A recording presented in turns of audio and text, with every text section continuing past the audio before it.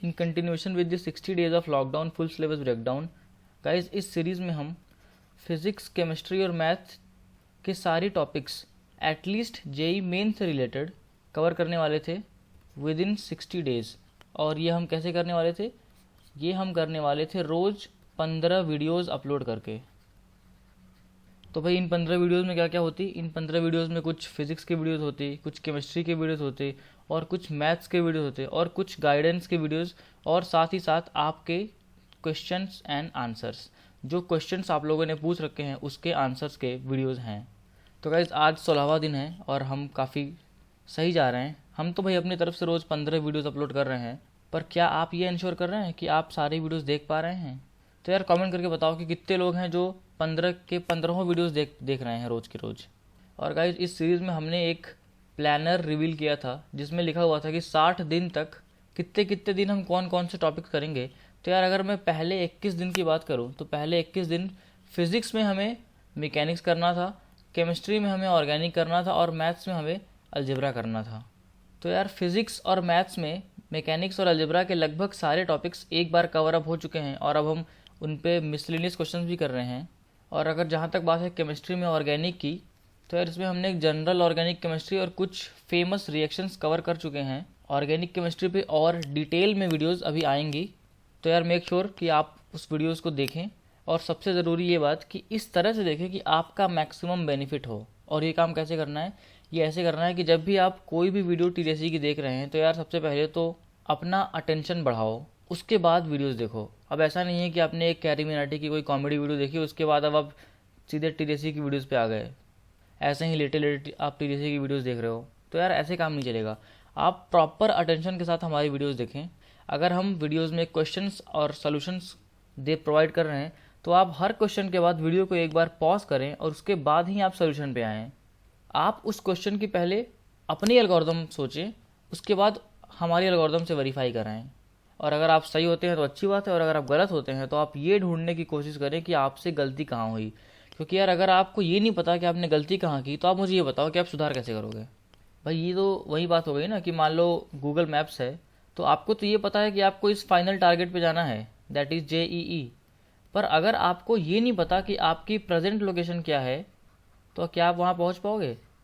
अगर Google map पे आपको ये नहीं पता कि आपका करंट लोकेशन क्या है, तो अगर आपको टारगेट लोकेशन पता भी है तो आप वहाँ तक नहीं पहुँच पाओगे।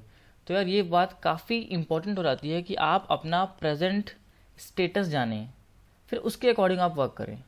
इसीलिए भाई मैं कहता हूँ कि अपनी गलतियों को ढूंढो, क्योंकि किसी टॉपिक में अगर आप अपनी गलतियों को ढूंढ लेते हो तो आप ये जान जाओगे कि वो टॉपिक आपका कितना मजबूत है, कितना कमज़ोर है। तो भाई ये तो हो गया कि फिजिक्स, केमिस्ट्री और मैथ्स के टॉपिक्स को हमने एक सीक्वेंस में कवर किया। पर उसके साथ साथ ये भी जानना ज़रूरी है कि जिस एग्ज़ाम के लिए आप तैयारी कर रहे हैं उस एग्ज़ाम में किस टाइप के क्वेश्चंस आ रहे हैं। तो भाई इसके लिए तो हमें प्रीवियस ईयर क्वेश्चन देखने पड़ेंगे। और भाई मुझे पता है कि आप लोग ये काम कितना अच्छे से करते हो। काफ़ी कम ही लोग होते हैं जो प्रीवियस ईयर क्वेश्चंस को सारे करते हैं, वो भी एक प्रॉपर तरीके से। तो भी कोई बात नहीं, आपका ये काम भी हम आसान कर दे रहे हैं इस JEE main exclusive previous year questions the archives series में। तो गाइज इस सीरीज़ में क्या होगा मैं आपको बताता हूँ। तो फिर जैसा कि मैंने बताया कि फिजिक्स, केमिस्ट्री, मैथ में अकॉर्डिंग टू द प्लानर पहले 21 दिन हमें फिजिक्स में मैकेनिक्स, केमिस्ट्री में ऑर्गेनिक और मैथमेटिक्स में अलजेब्रा करना है। और हम लगभग सारे टॉपिक्स मैकेनिक्स, ऑर्गेनिक और अलजेब्रा के कवर अप कर चुके हैं। इसीलिए अब हम इन टॉपिक्स के पिछले 5 साल के जेई मेन में आए हुए प्रीवियस ईयर क्वेश्चंस डिस्कस करेंगे, जिससे आपको ये पता चलेगा कि इस मैकेनिक्स का कितना वेटेज है जेई मेंस के पेपर में, जो ऑर्गेनिक हम कर रहे हैं उसका कितना वेटेज है, और जो अलजेब्रा हम कर रहे हैं वो कितना मायने रखता है अगर हम बात करें जेई मेंस का। तो क्योंकि भाई मैं एक चीज़ नोटिस कर पा रहा हूँ कि जब मैं इनिशियली वीडियो डालता था तो लोग वीडियोज़ को काफ़ी जेन्युइनली और काफ़ी सही ढंग से देखते थे। पर यार शायद कुछ लोगों को ऐसा लग रहा है कि भाई यार 14-15 दिन हो गए मैकेनिक्स ही करा रहे हैं, बाकी टॉपिक कब कराओगे। अरे भाई एक बार ये तो देख लो कि जेई मेन के पेपर में मैकेनिक्स का कितना वेटेज है, और वेटेज से ज़्यादा फिज़िक्स में आगे जो भी कॉन्सेप्ट्स आएंगे इलेक्ट्रोस्टैट्स में, मैग्नेटिक्स में, ग्रेविटेशन में, उसमें मैकेनिक्स का कितना ज़्यादा रोल है। मतलब कि अगर आपके मैकेनिक्स के बेसिक कॉन्सेप्ट्स क्लियर नहीं है तो जो आगे के टॉपिक्स हैं इलेक्ट्रोस्टैट्स, मैग्नेटिज्म, ग्रेविटेशन वगैरह वगैरह, इन सब में आपको बहुत ज़्यादा दिक्कत आएगी। अगर मैं एक एग्जांपल की बात करूँ तो यार अगर अब मैं बात करूँ इलेक्ट्रोस्टैट्स की, तो यार मान लो कि ये कोई इलेक्ट्रिक फील्ड दिया हुआ है, तो यार आपको बोलेगा कि इस पॉइंट से एक पार्टिकल को छोड़ दिया गया तो इसका मोशन बताओ। तो वही बात तो आ गई मोशन की। इलेक्ट्रिक फील्ड सिर्फ इतना करेगा कि आपको ये बता देगा कि इस पार्टिकल पे फोर्स कैसे लगेगा, पर उसके बाद तो आपको मोशन से ही डील करना है ना, और इसके लिए आपकी मैकेनिक्स काफ़ी स्ट्रांग होनी चाहिए ही चाहिए। तो भाई इसीलिए मैकेनिक्स को इतना हल्के में ना लो। अगर आपका मैकेनिक्स अच्छा है तो आप इस चीज़ पे काम करो कि आप मैकेनिक्स की चीज़ों को कितनी तेज़ डील करते हो। भाई मैकेनिक्स आना एक चीज़ है, पर मैकेनिक्स में कोई प्रॉब्लम खटाक से 10-15 सेकंड में सॉल्व कर देना ये एक अलग ही चीज़ है, और ये चीज़ आएगी सिर्फ और सिर्फ प्रैक्टिस से और सही एल्गोरिदम फॉलो करने से।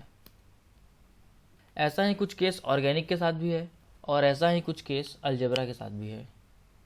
तो कहीं आप ये इंश्योर करो कि जो आपके बेसिक कॉन्सेप्ट्स हैं वो एकदम अच्छे से स्ट्रांग हो, ताकि आपको फर्दर टॉपिक्स में दिक्कतें कम आएँ।